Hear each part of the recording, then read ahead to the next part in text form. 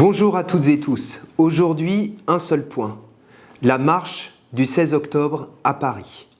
Vous en avez certainement entendu parler, mais retenez bien cette date. Le dimanche 16 octobre, à partir de 14 h, au départ de la place de la Nation, la France Insoumise organise une grande marche de milliers et de milliers contre la vie chère, contre la politique de Macron. Nous devons y être le plus nombreux possible. Vous en avez certainement entendu parler également. La semaine dernière, Macron a abattu ses cartes sur la réforme des retraites. Il maintient tout de sa réforme, c'est-à-dire sa volonté d'allonger à 65 ans l'âge de départ à la retraite. Et il maintient également sa volonté de détruire les régimes spéciaux.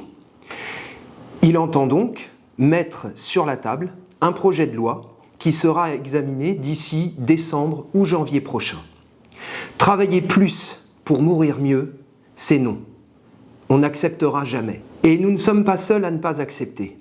Vous l'avez vu également, 70% des Français sont opposés à cette réforme. L'ensemble des organisations syndicales a dit son opposition à cette réforme. Et pourtant, Macron maintient tout. Et pourtant, il maintient son cap. Il va même plus loin, puisqu'il menace d'utiliser l'article 49.3 de la Constitution qui lui permet de passer en force. Et il menace, s'il y a blocage à l'Assemblée, et nous ferons tout pour bloquer, de dissoudre purement et simplement le Parlement. Bref, comme je l'ai dit, il maintient le cap de sa politique. Une politique qui conduit au désastre.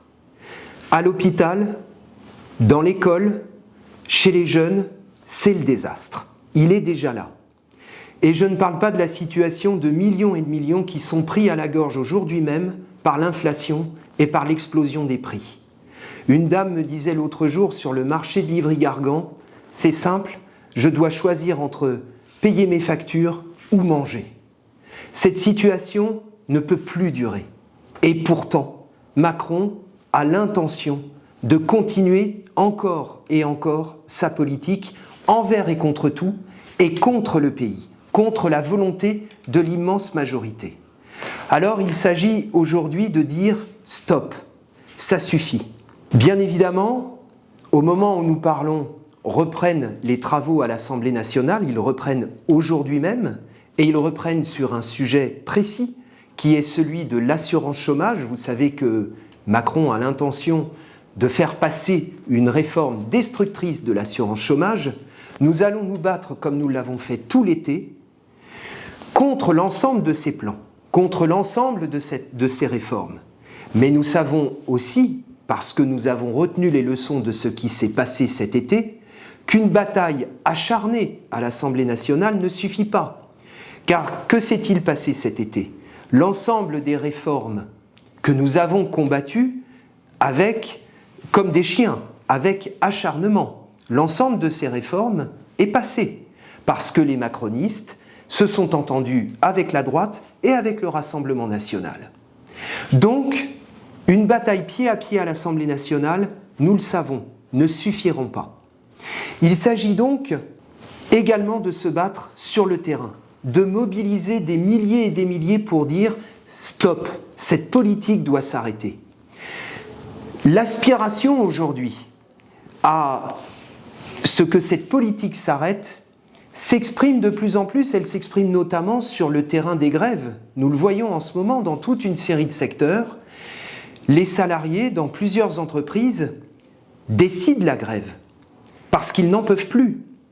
Et d'ailleurs, d'une certaine manière, nous ne sommes pas très loin de la situation telle qu'elle se développe en ce moment même dans des proportions certes plus importantes en Grande-Bretagne.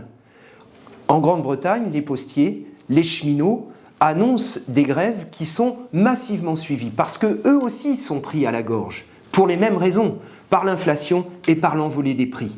Alors le 16 octobre, le dimanche 16 octobre, à partir de 14 h, à partir de la place de la Nation, nous devons être le plus nombreux possible pour dire oui, c'est urgent.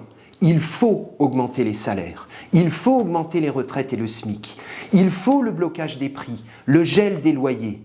Et la réforme des retraites ne doit pas voir le jour.